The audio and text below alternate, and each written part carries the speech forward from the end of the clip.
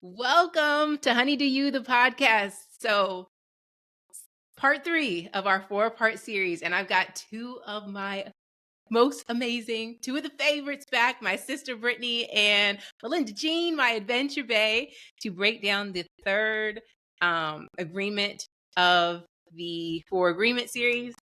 So, if you are following along, this one, so I think last time we said that the second agreement took the weight off the shoulders, right?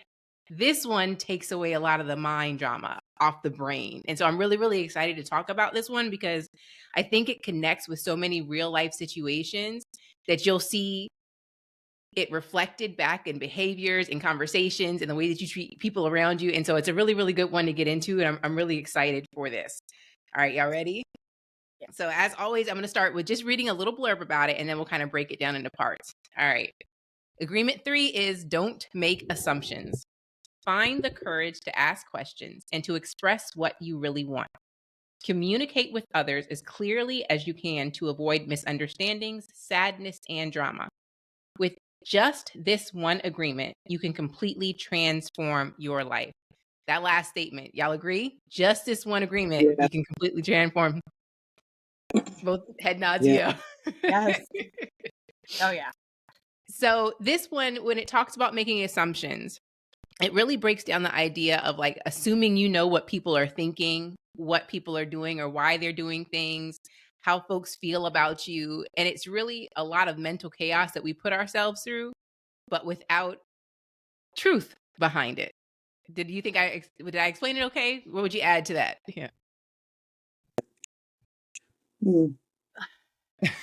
No, that's really what it is. The same thing as not concrete. Everything from like preconceived notions and personal interpretations of everything. Like that's really what an assumption is. So it's going to be unique to the individual, which gives you the power. That's why it's so life transforming, right? It's because that is on you. It's all your interpretation of the world around you. Facts. I think that the most powerful part for me in some ways is the communicating clearly, and because of the assumptions that you sometimes make, you communicate those assumptions out loud instead of focusing on what is actually in your face. And so it kind of goes back to the expectations that we talked about in the last podcast, that you have these expectations, but a lot of times those expectations can come from assumptions that the person that you are dealing with knows what's going on in your head. And unless they have these powerful telepathic powers, that is not that is not the case. And so I think for me, that's what makes it powerful, because there's so many preconceived notions and assumptions that you make, and so everything that you do is based on what's going on up here instead of what's going on out here. Right. And where do we see that most? I think for sure in relationships, not just in partner, but with friendships. And let's dive down on like the partner relationship first, because I feel like that's where most people can connect their idea because it's the easiest to look at. So you're married and your husband says something to you or texts something to you, and automatically that mind drama picks up and assumes he's got an attitude because ... or he's mad at me because ... or he didn't pick up, he must be doing this ... And then we create this scenario based on nothing. You know what I mean? Do you guys see that come up, or have you seen it come up in your own lives or around in people around you? Oh my gosh. And I mean, like I said before, when I first got married, we're 22 years in, but when I first got married, there were so many preconceived notions and assumptions about what marriage was going to be like. But I agree with you 100%, especially on text messaging. And Mike and I talk about it all the time because he will send a text and I'm like, what is he? Okay, I can hear, because when you've been together a long time, you can hear his tone, you can hear them talking when you're reading the text message, right? And you're like, oh well, he must be having a. And so he said to me, he said, I hate texting, and you know why? Because there's zero emotion in the text. There are zero emotions, and so you can assume what you want rather than taking it for exactly what's written. And so I absolutely agree, especially in relationships, because you assume that they know exactly what you want and need, but we are still required, even after 20 years, to express exactly what our wants and needs are, because you evolve over time. It means your needs and wants change over time. And you can't assume that your spouse or your best friend is going to know or understand what it is that you need. You can't assume that they just can read your mind and are going to know how to behave as a result of that. You have to express yourself, and that has to come without assuming that they just, oh, he just knows. No, he does not just know. Even after 20 years, we still have to communicate openly. So communicating clearly is key to that. So I've got like a couple points on that for sure to piggyback off that. And to your point, Brittany, it's when we make those assumptions, it's almost like one way to dodge the responsibility of knowing what you want. Right? Mm-hmm. It's like I've now made it my partner. He's been with me for over 17 years. He should know what I want. I don't even know what I want, but he should know what I want. Right? That's Yeah. definitely like a big thing. And then you have, I entered my marriage with my cup was full of fairy tales and Hollywood endings. And it Mm. was based off a history of like Nightmare on Elm Street. And so I was like, everything's got to be better. Like, I already did the hell. This is going to be my heaven. Mm-hmm. And that was so wrong. And even today, we had a discussion based off of that. And it kind of tied into love language, which his is physical touch. And it's so annoying to me. Like, my foot has to touch him. Like we're sitting there doing nothing. There's got to be like a hand. I'm like, why? Why touch? But that's his. And so, and I know this. I'm like, I got to speak his language. And mine currently, because it shifts, is words of affirmation. I need to hear. I need how amazing I am, how beautiful I am, how intelligent I am, how what I do contributes to the house. Like I need to really hear it. And I noticed I need it in the workplace. I need it around, right? For whatever reason, that's just where I'm at. And his magical power, his whole life, has been to use humor to deflect anything. So the humor is going to be at your expense. It's going to be a joke at your expense. And so he said a couple things today. And I learned this message where it's like, when they say, oh, I'm just joking. You're like, but are you? Mm. It's like, I was like, but are you joking? And he's like, well, yeah. And I'm like, oh. And I've probably said this now like 5 times in a single day because I'm like, I don't want to accept that little joke in my expense. But what I'm getting at is I had to communicate. Maybe I need to bring it to his attention. Like my love language is going to be hearing that I'm amazing. So when you say these jokes at my expense, even though I know you mean no rudeness to them, I'm interpreting that I'm that. And it's coming to me. I'm absorbing it when you throw it my way, whether you need to hit me with it or not. And I don't like it, and I feel like my scales are out of balance. So as much as where do you give on that, right? Where do you give when you have that awareness that this person means this, but you interpret it this way? Who's supposed to bend, I right? think that brings up a really good point, Mandy, about the assumptions that we make about their reasoning. I think Mm-hmm. that's almost a mirror on ourselves. When you Mm-hmm. are creating a reason for that assumption, right? Here's what I believe about his point. I know he's joking, but this is what I'm taking from it. That requires you now to look at yourself and say, why is this the reaction that I have? What Mm-hmm. is the root of that? And what is it based on? And it almost always comes from somewhere where you've maybe felt uncomfortable, or you've heard something about yourself, or you've taken on some feeling or emotion based on previous experience. Oh, my earring. Do you agree? Do you agree with that, Britt? That it requires you to look back on yourself more than anything else? Always, because uh, sometimes, and I've been guilty of this before, but sometimes you hold people accountable for your assumptions, and that's not fair. Um, you cannot set these expectations and make these assumptions and not realize that ultimately it boils down to you.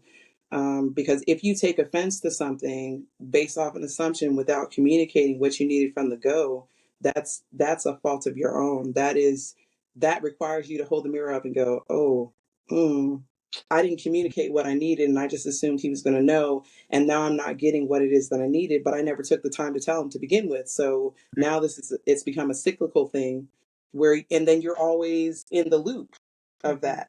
Well, he's supposed to know, but he doesn't know. Okay, well, I expect this. Okay, well, if you don't voice these needs, then they're not going to be met. And then you're angry, but ultimately it boils down to you not expressing it from the go. So, Right. absolutely, I agree with that. And Mandy, you said something to me a while back when we've had a conversation. We've had so many conversations about like relationships, and she told me before, she used the phrase, the story that I'm telling myself. So do you remember saying that? So when you're having those conversations, especially Yeah. in partnership, and let's say your spouse comes home and what you interpret as a funky mood, right? And in that moment, they're automatically mad at you, right? And so Mandy said, when you're reflecting it, it's requiring you to acknowledge your own feelings and it's not putting it back on them. So it's like the story that I'm telling myself is that you're unhappy right now. And the reasoning could be because something I did, right? And it requires you to really put a voice to the feelings, the emotions that you're feeling. And Mandy will probably explain this a lot better than I can because she's the one who gave me the verbiage. But it really changed the dynamic of the way that I communicated my feelings in those moments. It is, yeah, that story in your head for sure. Like, for example, good old age thing. The story in my head is he leaves the toilet seat up because he doesn't respect that I'm a woman and I have to sit, right? And the story in his head is, why don't I gotta touch a seat you got to poo on, right? Who wins the argument? Nobody wins it. That's what the communication's supposed to be. Who's to assume? You know, the toilet paper roll, though, I think that's been discussed. There's an actual what is that called? The patent has been shared to the public. There is a direction it's supposed to go. It's still useful either way. But the toilet seat debate, right? And it's like it's a funny thing. But man, I would just start slamming dishes, and he left the seat up again, right? And I'd make a story in my head and whatever it was, or he didn't compliment me today. That must mean he's not attracted to me, right? Or even at work, right? Like to start, my boss didn't say I did a good job. That must mean that I'm getting written up. I know it, right? Like, but now let's do this because I know each of us have unique histories, right? I firmly believe that people who make assumptions, which our brains great, like you ask your brain a question, it's going to give you an answer, not the right answer. It's going to give you an answer. Like it's beautiful. Right? And so when we assume things, I think that many people who assume might come from a traumatic background, let's just say, in a sense, where you were in situations that were unpredictable. So you got to have contingency plans and you got to just think that out because this could happen and that could happen. So assumptions has saved us. And sometimes it can be a really great product, right? And then we start incorporating intuition with that. Like I can intuitively predict things and right. Like we're trying to validate this whole thing that really just stems from our own brain. But I find that it's hard to separate that, right? Like I know where my assumptions come from, the predictability and the statistics of analyzing things, and I can find data that supports why I'm good at assuming. In the end, we are our own we create our own hell and our own self-sabotage by those assumptions, our own, and then when you assume it over and over and over, that creates that limiting belief. Right. Mandy, this is how I know we're always in alignment because look at what I wrote down. You probably can't see it, but it says intuition versus assumption, because that was one of my first thoughts about this was when you are, especially somebody that's walking like a spiritual path or you're learning really to trust yourself and to listen to your intuition. How do you separate that from assumptions? Intuition is telling you something based on, safety and what you said, past experiences. Assumption, I think, is something different. Brittany, how would you guys separate the two of it and make both apply? I feel like, and I've said this to you before, your intuition is quiet. It is comforting. It is loving. It is compassionate. And it's, hey, what if you did this? Hey, why don't you look at this? Hey, try this. It is a breadcrumb that gives you a little kick of hope, of happiness, of joy. It's like a shooting star of joy hitting you in your head, that kind of thing. To me, a lot of assumptions for me, and I agree absolutely with what Mandy said, comes from hypervigilance. And so I have had to really unpack that hypervigilance of, like you said, contingency plans, thinking about consequence upon consequence upon consequence, because these are the trends that occur in this situation. And so here are all the possible ways that I can combat that. And it really is, it ultimately boils down to a fight or flight of your ego trying to protect you.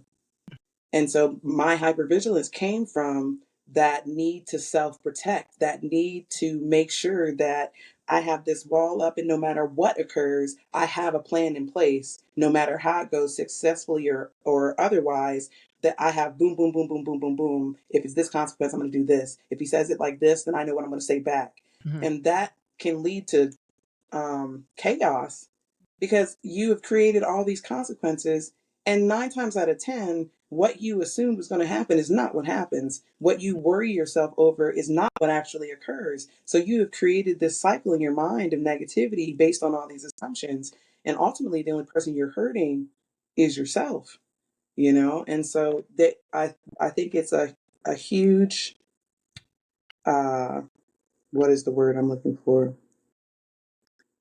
a huge sign of work that needs to be done internally. It all because to me it all goes back to what do I need to do to fix this? But yeah, I think that it takes a little bit of time, and also takes a little bit of being honest with yourself and not holding everybody else accountable, especially if you're not clearly communicating what it is that you need to begin with. So That's beautifully, beautifully said, and to kind of complement that, because that was so well said that I can't really say it as beautiful as that was, but I agree. And I kind of think like, you got assumptions or thoughts, they fill in a gap. You're missing information, your brain's going to answer it. So it's going to be quick, it's going to be snappy and sassy. That's that ego, that self-protecting ego that you're talking about, right? And for sure, the intuition is going to be felt. It doesn't, I think that intuition can be more subconscious, which that's where that self journey comes in play, because man, my brain is tricky. My subconscious is so just groomed and has grown to have to be, ego is like so infiltrated. It's like marbling on a ribeye, right? It is just in there. I'm hungry. Sorry, everything goes back to food. But I do like the whole thing that thoughts determine feelings, right? So that's where I tricked myself for quite a while, Brittany, where that intuition, it's supposed to preserve you and speak to your soul. And so my ego was really good. And it's like, oh, we're going to think good assumptions. So I'm like, oh, this must be my intuition. No, it was just my brain playing a trick, but I felt good, Right. And that's so interesting, because I think it was Muji, and I talk about Muji all the time with Lindsay. She knows I love Muji. He's good. Yeah. And Muji talks about perceiving the perceiver, right? But he also says, don't talk about it, because when you talk about it, then it's not your subconscious talking, it's your ego talking. And so that fits perfectly in with what you said, you know. And that's really, really powerful. So I think you said it very eloquently, ma'am. Yeah. Well, in And science, yeah. neuroscience, it supports that too, Brittany, like what you're saying, that neuroscience and like what part of your brain becomes active. And you have like your prefrontal cortex, that's going to be your thought, that's the thinking. And then the subconscious lies elsewhere. And that's your creativity when you're not thinking. This is where AI cannot replace us yet. Big fact. That creation part of it. And so, drilling back to those assumptions, think of it as AI. That's really what it is in your head. It's going to give you the answer. It's going to sound good too. And it can benefit you. Assumptions can benefit you, but they can limit you as well. And as you guys were talking, I was thinking about like ego, and how when we create our assumptions, ego really wants us to be the center of attention all the time. And with every scenario that we create about why people are doing things to us, it's really not selfish, but it's really egocentric when you think about it, to think that everybody's action is deliberately and pointed towards you. And I think that for me makes me be like, oh, wait a minute, not everything's about me, right? It really makes you look back at yourself and say, I could have nothing to do with this. Not every movement, action, commentary, situation has to do with me. I am not the center of the universe. You know what I mean? I agree. That's 100. beautiful. I don't know about you guys, but like in the work environment, right, when it comes to assumptions and going off of what Lindsay said, for the longest time, I felt like, wow, people are crap talking me and I don't give anyone a reason and blah, blah, blah. But I realized that's the culture that I'm kind of currently in some situations, is that and they only know to make themselves look better by making other people look worse. And I think that that can show up a lot, no matter what your field or your discipline is, right? Instead of raising yourself to that standard, to your potential, it's easier to be that center and that ego driven by like, they look bad because of this and I had to do this, the hero of the story. And I found myself doing that as well. Like, it's crazy how much that can infiltrate you, and you adopt those practices. And then that goes back to the first one, right? Being impeccable with speech, the first agreement. And I'm like, oh, I'm not using language I want to use, you know? Mhm. Just to kind of tie that in, I don't know, does that in the workplace, how do assumptions show up for you? Oh man. That's a good one. So, oh, um, we work in education. I'm, Lindsay and I both are teachers, and so there's a lot of that in education, in general, because there's so much happening over the course of a school day. There's so many decisions that you have to make. You're dealing with so many people, parents, admin, blah blah blah blah blah. And I think that what I've really tried to do, and I think that's the purpose of where I've been working, because the situation that I'm experiencing is so much different than what I have been dealing with before, is that I have really had to learn how to detach my feelings from what is happening around me. And Lindsay and I talked about this before. She said you're in alignment in so many other parts of your life. And as soon as you think you're in alignment, Source is like, oh, you think you're good? Boom, handle that. Boom, handle that, right? So I have had to really get to a point, because I told her, I said, lately I've been really, really good previously about leaving it on the threshold of my classroom door and not picking it up until I came back to work. But for the last couple of weeks, I've been bringing it home, bringing it home, bringing it home. And my husband said to me one day, he's like, okay, well, quit. And I'm like, I'm not going to do that. I need a new job. He's like, okay, then what are we talking about? And I just looked at him like, I know you ain't using my words on me right now, but it was so needed, right? It was so needed, because he reminded me, because I had told him many times before, you have to get to a point where you can operate mentally and emotionally within this atmosphere without allowing those things, without adopting what's happening as a direct reflection of you. You have to detach yourself from that, and learn how to, I like to tell people, try to operate above that. So no matter what is happening, I do not have to internalize that. I can still be joyful regardless of what's happening around me. And so detachment in the workplace, especially when you're in education, is so high charged emotionally sometimes. Yeah. I think that has changed my life in a lot of ways. It's just really committing yourself to, I'm not going to make assumptions based on these people's behavior. I'm not going to make assumptions based off of what is, and especially in education, because, yeah, a kid might come in and not have their pencil or not have their instrument, but it's not always just a careless, reckless thing. You don't know what's going on in this child's house. And so you have to learn how to operate above that, so you can still serve in the way that you were meant to serve, and not allow it to take pieces of you every day when you leave. Right. I so agree with that. And that also ties back to our conversation on intuition versus assumptions. Because to your point, Brittany, when you were talking about like a kid, I've heard teachers just poop talk kids that they didn't turn their homework in, they didn't do this, they didn't do that. And I'm like, you don't know what's going on. You have absolutely no idea what is happening behind closed doors. And operating from a place of grace would do us all some good, recognizing that these are still kids. They're still learning, and the other aspect of intuition allows you to inherently feel out what the kid is feeling in that moment. And I've said Mhm. it 1,000 times. As adults, we forget what it feels like to be a child on a consistent basis, especially as parents. We get up some days and we say, I've said this 1,000 times. You get up and you say, I don't feel like going anywhere today. I don't feel like going to work. I don't feel like I need a mental health day. I don't want to go to the grocery store. I'm staying home. I'm not doing anything. You get that choice. There are days where you get up and you tell your kids to put their clothes on and get up and go. And you don't remember that you allow yourself that same grace that you're now not giving your children. And so giving them the same, recognizing that kids are allowed to have bad days in my classroom has been a world.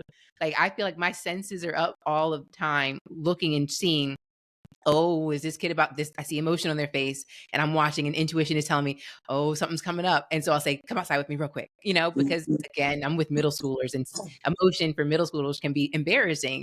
So I just take Mhm. the hallway and sometimes it's just a hug and they'll break down and start crying.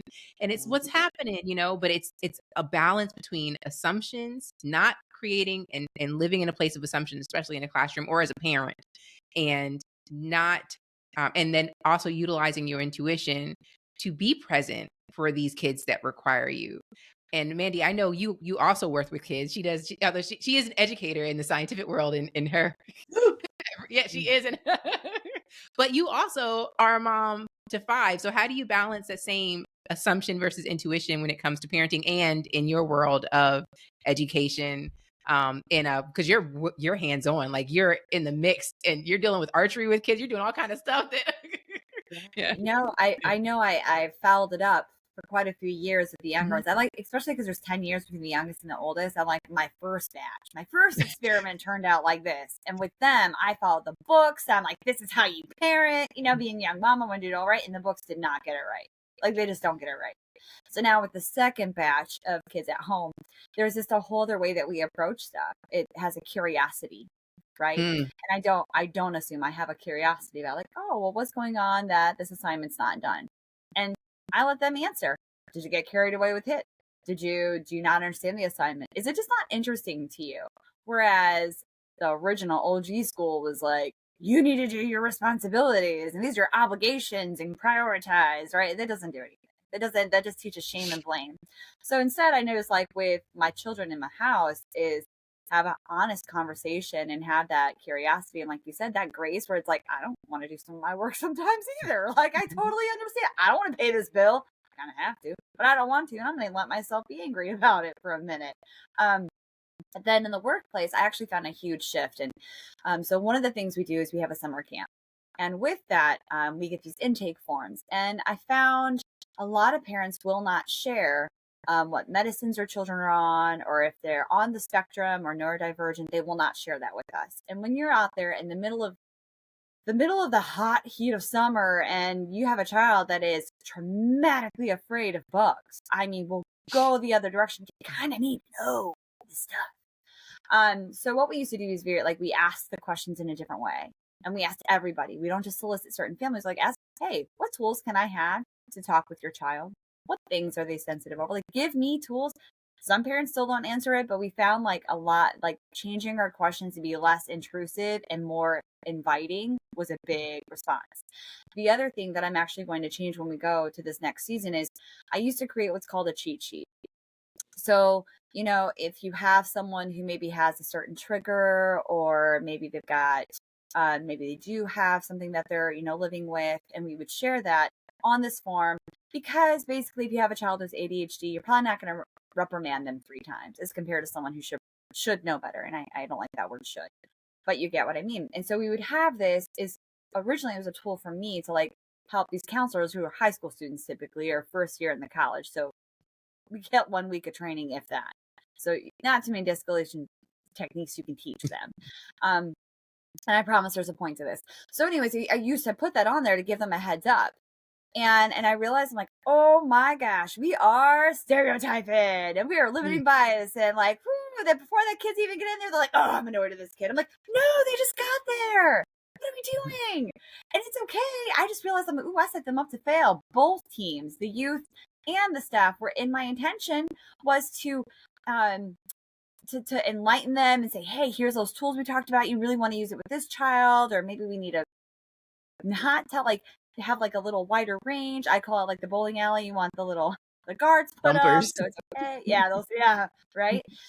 But all I did was highlight their assumptions and if anything exacerbate it. So what I'm doing, I've learned, and I'm going to include better training is pretty much what I need to do. And it's more so just medical emergencies is all we need. Because the other part of it is it's really hard to keep that form out from the public's eye. This is their private medical stuff that we've been entrusted with. And it is hard to keep that form away from people when it's like emergency contact pickup info, all that. No, We don't need to know. We need to treat all these children with kindness, forgiveness, compassion, whether that they're living with a challenge, it's diagnosed or not diagnosed. It does not matter. And that's what I kind of came to that conclusion. If anything else, perpetuating these assumptions and perpetuating that, and yeah, that was a big epiphany of like, oh, Yeah, You that's brought up powerful. so many good points, and I'm going to hone in on one of them, the word yeah, curiosity.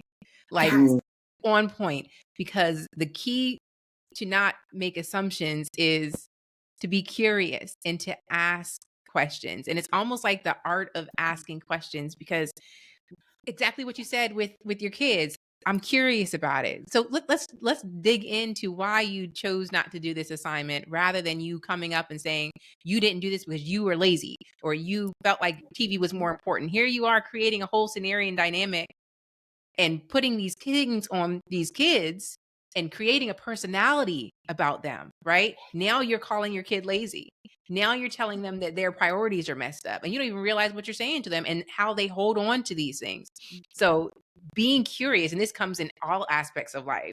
And I think I do an okay job with it. I think we could all do better about it. I think there have been times where, and Mandy and I were in Hawaii, and if somebody has a mode that kind of feel, you kind of feel our energy, and you're like, they kind of feel shifty today. And then you take your due diligence and say, hey, are we good? Is everything okay? Rather than saying, she got a problem with me. I'm gonna check her. You know what I mean? What did I do to her?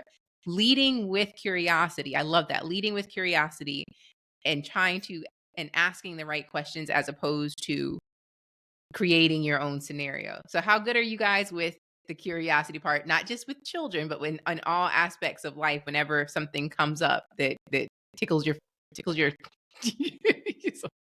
I think it's a learning experience to switch the way that you communicate with people into from a, well, she acts like this, so, right, rather than, you know what, I wonder what's going on with so and so. Mhm, And I use the workplace again as an example.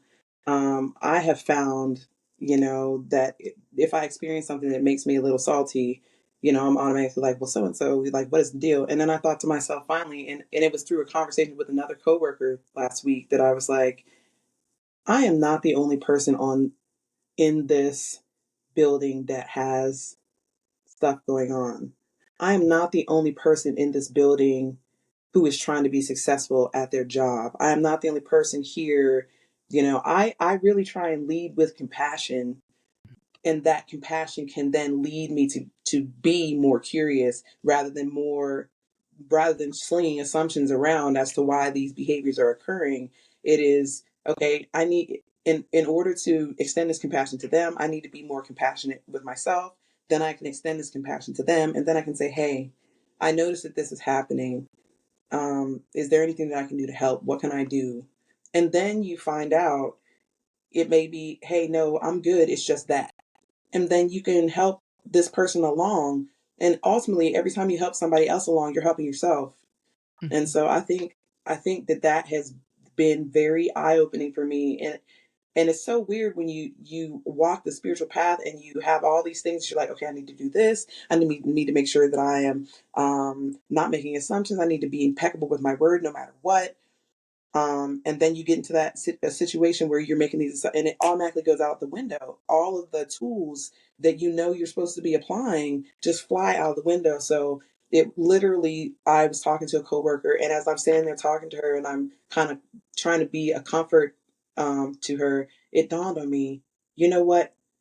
This it has to be. I have to be more willing to open myself up to accepting what everybody else has going on, rather than make the assumptions. And so I was going to ask you guys a question. Do you think that you are more or less compassionate um, with adults? Are you more likely to forgive them, or are you more likely to let it go when it's a child? And does it matter? What, I can answer that. Oh yeah, I'm a recovering people pleaser. So, with that, I am over understanding. And what I mean by that is you can be understanding and let someone stay in their space, but what ends up happening is I invite that toxicity in my life. I make it okay. And my boundaries will come down. Definitely more so with adults than children. I think that boundaries with children should be generous because they're still learning to regulate, that electric field we might put up might need to be like a little toned down, right? Whereas an adult needs to be zapped, get out, right? but generally, my boundaries, I'm still learning about how to set healthy boundaries. And I used to think that it was just how you walk around in the world. This is your bubble and no one comes in. And it's like, oh no, you can have different boundaries with different people to say like, this is where I have to have it be with you individually, because man, can't go gambling in Vegas. Those slot machines will get me, right? But I can play poker. So it's finding that, right? But to that, for me, I say that I'm very forgiving of both adults and children, almost to a fault. But I think that when you have people in your life that maybe would have a diagnosis of having, being narcissistic behaviors or things like that, you're conditioned in such a way. And so I'm trying to reprogram myself from fighting that conditioning and being at peace with my soul. That if I allow someone back into my life, it's not because I'm conditioned, but it's because I have the fortitude and the strength to balance that. And then it's not going to unhinge me from who I'm trying to be. And to that point, Lindsay, the thing that you had said, the question you had asked too is the thing that I asked myself is that curiosity for sure, but I'm starting to ask myself every day is, how do I want to show up? I literally have that conversation with myself every day. How do I want to show up? And there's going to be days I want to show up like a petty ass bitch. So I'm going to probably be petty. You probably don't want to talk to me that day. Mm-hmm. But she's salty. She makes that decision the moon early. is not in alignment. It's not happening. I'm just going to go to my little hobbit hole and have some food probably. But I do. I'll ask that, and there's times where I'm like, oh, I want people to especially work. Right now, work is taking too much of my life. But, where it's like I'm given and I want that praise and I don't get that praise back. Oh, well, watch me not do it no more. Mm-hmm. I'm only punishing myself. Mm-hmm. Because that's not how I want to show up in the world. I don't want to half-ass anything. That's not what I do, right? But long answer to both, but that's kind of what I've got going on. Yeah. How about you, Lindsay? What's your answer to Brittany? Well, I think grace has been like my word of the year, is operating from a place of grace. And I will say one thing that Mandy, you and I have in common is military spouses. One of the great things about moving around is that you are kind of thrown into places and you become friends with people that you would not necessarily become friends with. So doing that puts us in a place where we're going to meet people that we would not have met before, with a lot of backgrounds that we may not have initially assumed would be a friendship of ours. And then it allows you, at least for me, it has allowed me to carry that thinking of, you don't know where everybody starts. Not everybody's going to come with the same background. My religion is not the best, right? There's not one great religion. There's not one great political view. These are all agreements that we've made based on our own past experiences. Not everybody has the same level of education. And taking all of those thoughts and leading with grace has allowed me to say, okay, now I'm in a work environment with a whole lot of different people. And all of these women and men that I work with are going to with their own past experiences and their beliefs based on those. So just allowing like that, just giving yourself that understanding and just saying, hey, we're not all going to think the same. We're not all going to believe the same thing as politics. It does not make myself better or less than anybody around me. And I think that has helped me with the aspect of like no assumptions in all aspects of my life. Just giving that grace and understanding that we start different and we build different and we don't all have the same access to everything, and just looking beyond all of the other surface shit. Cause that's really what it is. Like the political beliefs, thought processes, the religion, it is really, does it build on who we are? But beyond that, it's really surface shit, right? And deep down below it is this inherently a person that is trying their best to just do good in the world. And if that's what we see, that's what I'm trying my best to respond to. If that, hopefully I explained it. I feel like I said a whole lot of nothing, but I feel like well, it means that you are legitimately seeking the God in everyone around you. And that's why we're here. You are seeking to see others as God sees you.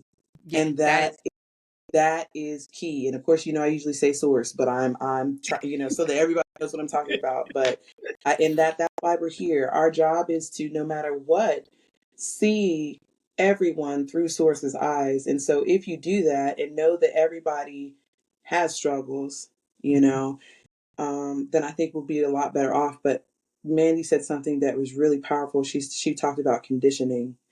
And I think that sometimes because of what we go through, we become conditioned to assume. Mm.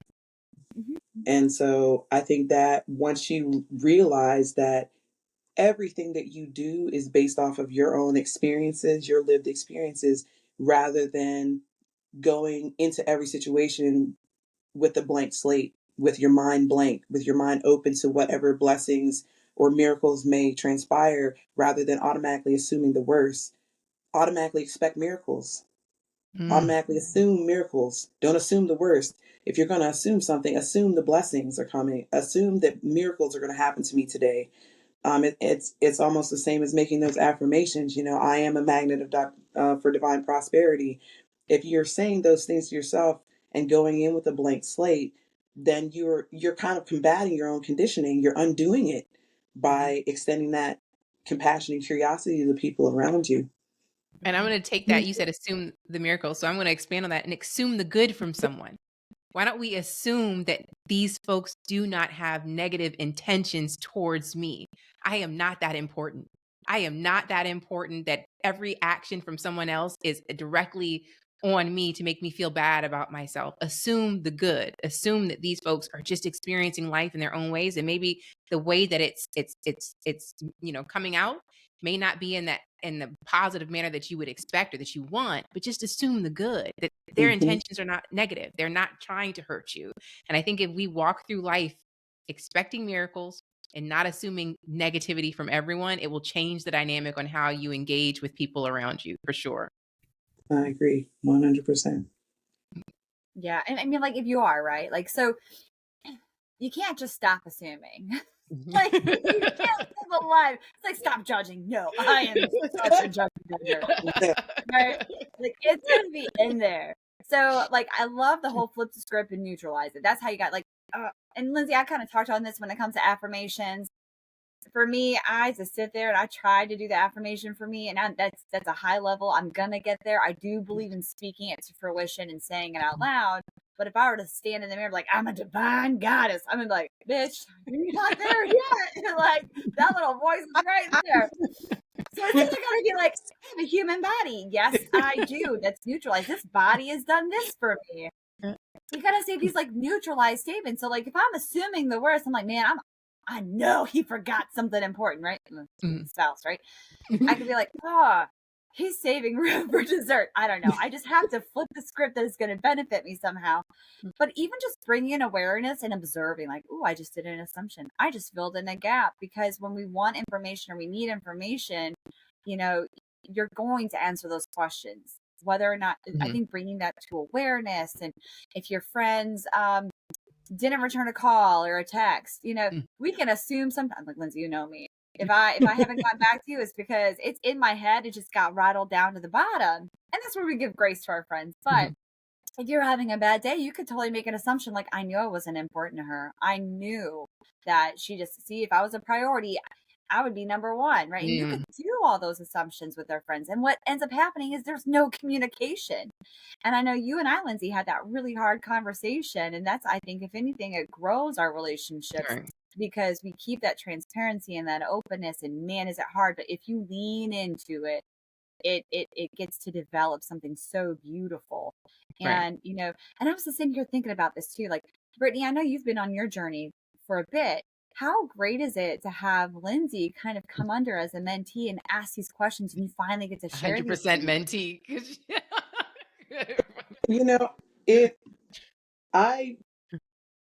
We were having a conversation, and this is like 2, 3, I don't know, maybe 4 years ago when she first started on her path, and we were having a conversation, or I was watching a Marco, and after I finished watching it, it dawned on me, she's in her awakening. she is on the path. And I'm like, oh, I get to witness it. And the first thing I responded with was, sis, you're on the path now. This is beautiful. This is amazing. And I just feel, I think it's amazing because you get to see, like, seeing my sister blossom has been, it's been one of the most beautiful things I've ever witnessed in my life.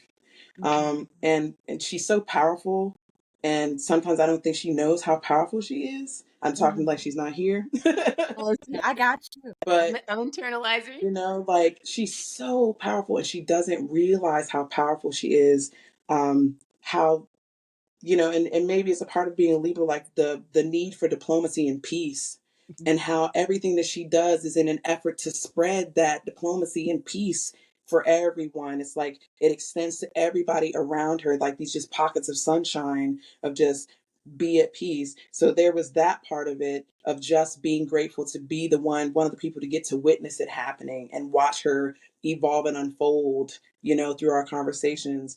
But the other thing that made it powerful was it shows me where I am in my own process, because I didn't know where I was in my own awakening process or how far I was on my spiritual path, until Lindsay reached out and is kind of telling me what's going on. And I'm like, oh my gosh, I recognize this because I was there, you know? And so it's been really, really, really powerful to watch. Um, and powerful also to be lucky enough to be a part of. So I just love every minute of it, because, you know, to make the kind of powerful progress that we have both made, and I'm sure that you have made as well, to look back on where it began to where we've gotten to now is night and day. And I'm so grateful. It makes me very, very emotional, because it means, like, just watching has been just beautiful to me.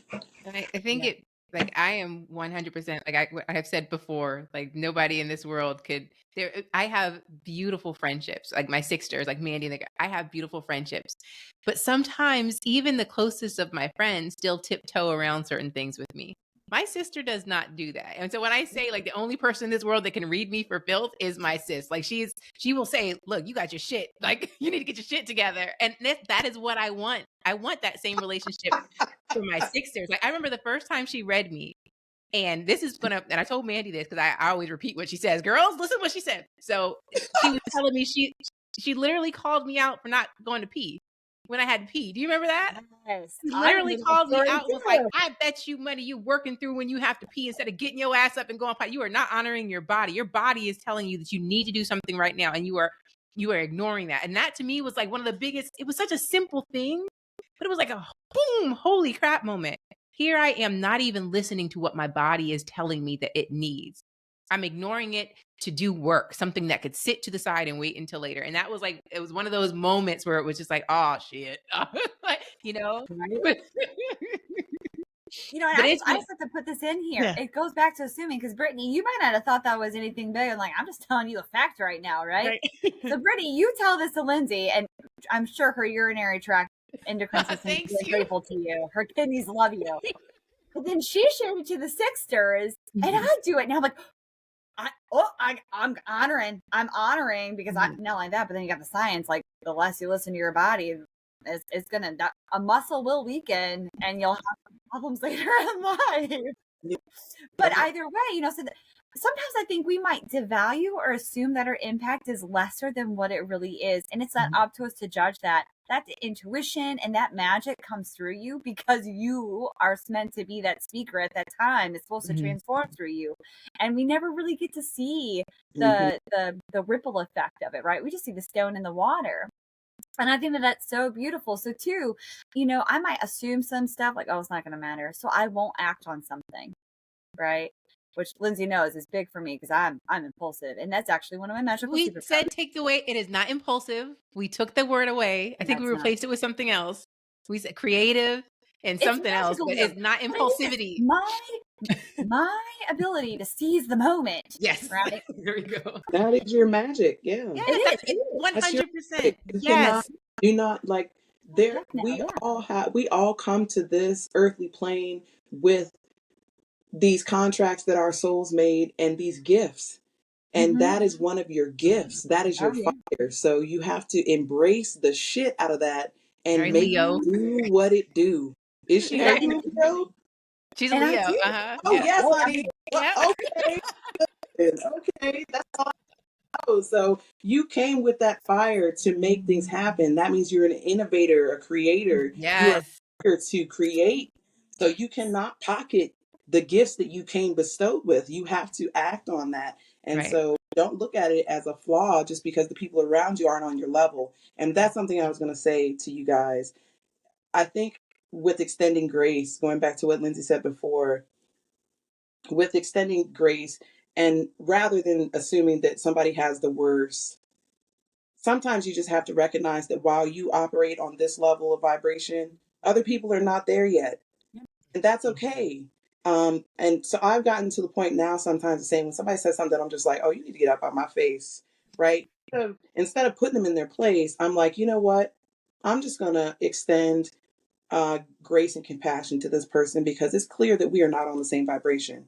Mm-hmm. And sometimes the people around you are going to rise to that because they're going to see your light and they're attracted to that light and they want to come up to it. But there are some people who are never going to leave this level, and that's okay. And that's how you extend that grace. It's like, you know what, I don't think that this person is ever going to be able to get through their own demons enough to, or do the shadow work and all the self work that's required to understand what I'm talking about or what it is I'm trying to accomplish or live my life.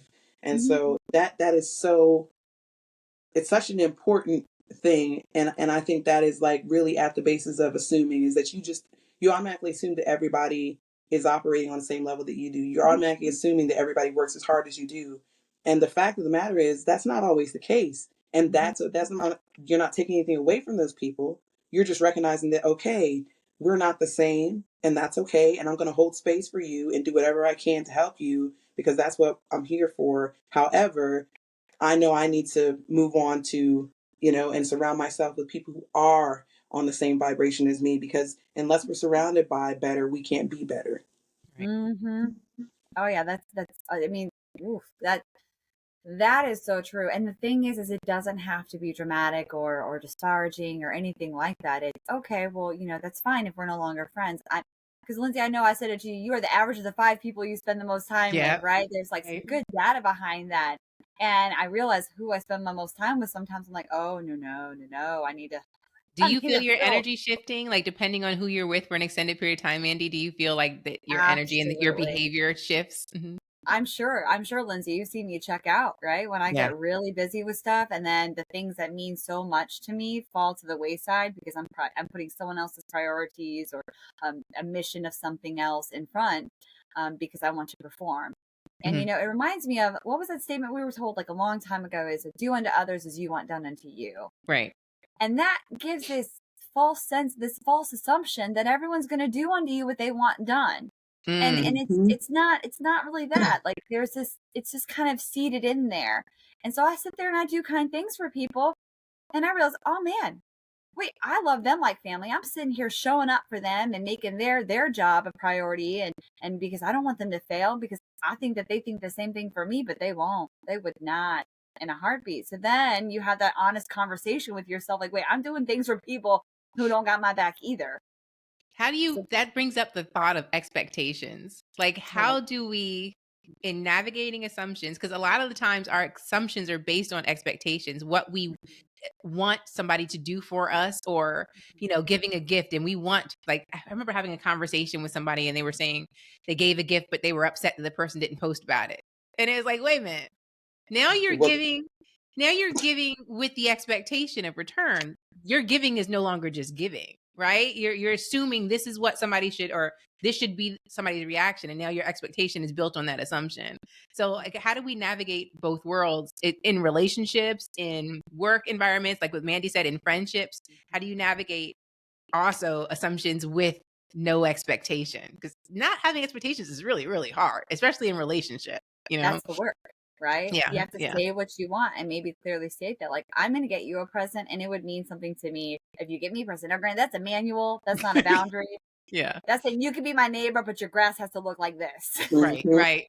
Right? That's a manual. I'm telling you how to be my friend or how to be my coworker. Right. I think it's more so, it's all that internal dialogue. So for me, it doesn't necessarily change my action. I'm still going to support my team. I'm still going to do things for people, but I no longer have that thought or that value tied that they're going to do the same for me. I'm Mhm. still going to be generous. I'm still going, because that's who I am in this world. It's just I need to understand that when I need help, that may not be there for me, and I have to be okay with that, right? Right. Because I don't want to change who I am because of that. I still want to show. I still want to be kind. I still want to, just because someone might want to wish harm against me doesn't mean I have to hurt them first, right? Right. That's changing who I am. Instead, I can say I wish you well, and I'm gonna, what is it? Some people say, like, when you get so angry at an ex or something, like, I wouldn't pee on you if you were on fire. I hate Yeah. that statement. You've heard it. Y'all Yeah. know that statement. I might have had it come my way once or twice, but and I just think about that. I was like, man, to hate somebody, like, That's you a must heavy really love statement. me. Yeah. That's a big emotion. Like, you really must have, like, you're really hurt. Right. But I think about that and I was like, yeah, I don't think I could ever hate anyone that much. I think if anything, you just wouldn't exist to me anymore more. Like, I just wouldn't let have it time go. for you. I think the unknown and the abyss of you not existing is one of the worst things you could probably do. Because now that person doesn't, I think of the, trust me, I swear I go somewhere, but the Mexican tradition of, like, Dia de Muertos, right? And you have the frienda and you've got everyone in your family. Right. And it's when someone forgets your story that you go to some other place. Right. It's a beautiful movie that I've seen. It's like an animated movie. I know. And I'm sure What is it? We love that movie. I know exactly what you're talking about. Yeah. Coco, Coco. Oh God, I cry like a baby. Yeah, every time. I know. It's like, I gotta remember all my lineage. I don't want anyone to go in the despair of nothingness, right? But if you think about that, it's kind of like, ooh, that would be. There's no hell. It's the whole, you just cease to exist. Being forgotten. Yeah. Yeah. Right, being forgotten. And I think about that, and even if someone, even like in the Hollywood world, even if, like, you're talked bad about, you're still talked about, at least, like, right, we have all these things that float around our culture and our society that doesn't really establish healthy relationships. But as far as that assumptions and expectations, I get to realize that I put the expectation on that, and I can't. That means I get to choose to be upset or I choose not to be upset, and I'm like, well, being upset doesn't serve me. So I just need to either establish my support that I'm going to need, Right. or it's just what it's going to be. But, and not tying it to, like, I know that we're in a society of not enough, the not enough culture. We all perform from, like, the scarcity loop. Right. You guys heard this, right? Yeah. And there is science to that. So the scarcity loop, like, stems back to, like, our primitive survival instincts. If you didn't seek enough knowledge or seek enough food, or, like, if you felt that you had enough, you're probably going to starve or you're probably going to die. Like, this is going to happen. So this is, like, ingrained in our DNA code. Like, we don't have enough. Well, guess what? We have enough food right now. We have information at our fingertips. We look online, and, like, we fill our cups with this stuff in history that served our ancestors, but it doesn't really have a place now. And we still have all these ties to it. And that goes in with your assumptions. Like, will I have enough money? What's going to happen when I'm older, right? We ask these questions and our brain has answers. And then we make these actions based off that answer to try and protect ourselves from something. And that's where I think Louise was kind of trying to say is, like, stop assuming. Right. Stop assuming there's going to be a tomorrow. Like, stop assuming all these things, right? You have your presence. You have now. Stop assuming someone can read your mind. Don't make these assumptions because it's not going to serve you. Right. Absolutely. When you said that, I wrote down, is it assumptions or is it a lack of mindfulness and a lack of presence? Oh, yes. Hello, alignment. Hello, alignment. Okay. Because the past is over, so it no longer exists. The future hasn't happened. All we have is now. So when we're making our assumptions, are we projecting? And how do we ground ourselves in the now? And I think that is where the scarcity mindset comes from, because you're worried about stuff that's hadn't even happened yet. Yep. Like, and that's not important. What's important is right now, today, in the moment, with these people, in this atmosphere, and nothing matters beyond that, right? Until you get to the next day, because you don't know if you're going to make it there. Just like you said, you Right. have no idea what's going to happen tomorrow. And so if you ground yourself in that, and maybe that's where all the assumptions come from, is that it's just we're worried about the past, or we're, you know, projecting onto what could happen in the future, which causes all kinds of problems. So I think focusing in the now will give you enough presence to be fully aware for yourself, so that you can Right. be fully aware for everybody around you. Right. Because it's You so know, and easy to kind of create that a movie scene in your head of what somebody is doing and why they're doing it. And you're creating an entire storyline that's not based on anything. It's based on a feeling. And in the original explanation of assumptions, Don Rogel, he uses the words, he says, all sadness and drama in life are rooted in assumptions. Mhm. Every bit of sadness and chaos that you create, because we talked about this last episode, you know, you're a creator. We're inherently creators. We create our own universe. You're creating a tornado around yourself with every one of these assumptions, and you're sitting in that. You're sitting in something that doesn't exist. Have you ever had those moments where, like, you know, when you're in a relationship and you have a dream that your significant other is cheating, and you wake up with Ooh, that girl. anger in you? Look at y'all. See, look. And you feel it as if it happened. Like, you get up like, you mother, I saw you with her. Yeah, and they're like, wait a minute, are you asleep, girl? Right? And they're apologizing for shit that didn't They actually happen. It do. happened here in your dream, in your mental state. You know what I mean? So it's like, that's how I think of it, is holding those emotions, holding those feelings on a soap opera that doesn't even, it's not real. And you're creating so much chaos in your life rather than sitting and existing in the moment that, hey, this person is here with me. I am here in this moment. I am feeling, acknowledging the emotions that I'm feeling. I am feeling, I'm feeling ignored. And I'm feeling ignored because my spouse did not come in and speak to me on their way in. I'm feeling ignored because, and having to explain why you're feeling the way that you're feeling. And then that requires you, again, like we said in the beginning, to acknowledge your own feelings and emotions and to sit in them for that moment. And I think that's where things become really, really powerful, because you can't make Mhm. excuses anymore when you have Mhm. to, explain yourself to yourself, Well, and right? that Mhm. whole thing you just said, Lindsay, with the spouse, that's a solo conversation. That's what people don't realize. That is Yeah. a solo conversation. That other person, that's making an assumption they want to hear the shit you got to say, because they Right. probably don't. Like, and I don't mean that rudely. God, I heard, okay, TikTok, it gets me, those videos, okay? But like, there was this lady, and she was talking about, she's like, my marriages succeed is because when the wife just lets shit go. Right. And she's like, I did an experiment. I did a whole year of not saying shit. And at the end of that year, I said, hey, how was everything? And he was like, man, we're fucking amazing. And the next year, she's like, I brought everything to his doorstep, and not even 3 months in, he filed for divorce. Now, I'm sure this was like, I'm sure it was kind of said lightly and not very serious, but I was like, man, I feel like there's kind of There's truth to it, truth there. Yeah, you because got to pick your battles. and as much as I don't like stereotypes or genderize or anything like that, but women tend to be the nurturers of a relationship. So they're going to be the ones that are really fine tuned in and be the, like, we're mentally thinking about it. Men are like the providers. Let's go get the bread and the meat and blah, blah, blah, whatever. It's just like robotics. And they go, because we can interpret data differently. And in my household, in my marriage, this is very true.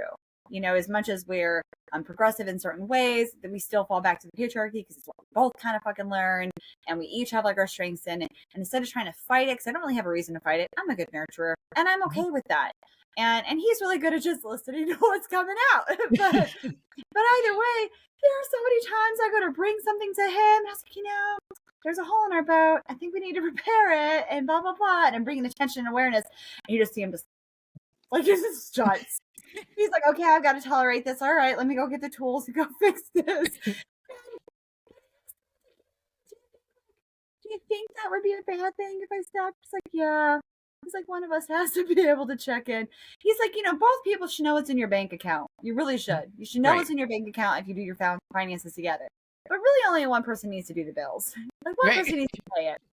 And I'm like, I'm fine paying the bills. I'm fine being an auditor. I'll let us know what's going on. And that's not to say the conversation's not two ways. It's just, this is something I'm very fine tuned to do. But I had to learn that most of the time that conversation does not mean the other person really wants to have it. Right. So that's where that self-control, the whole thought model can be in there. You got that circumstance. He walked by me and didn't say hello. My thought is, I just don't mean anything to him. He must have a divorce right now. Like whatever dramatic, thematic thing I can come up with is my thought. My feeling is frustration. My action's going to be to ignore him back. And the result's going to be, we didn't talk to each other the rest of the day. Right. So it's a self-fulfilling prophecy right there based off a circumstance and a thought, and my own assumption is what that thought is. Absolutely.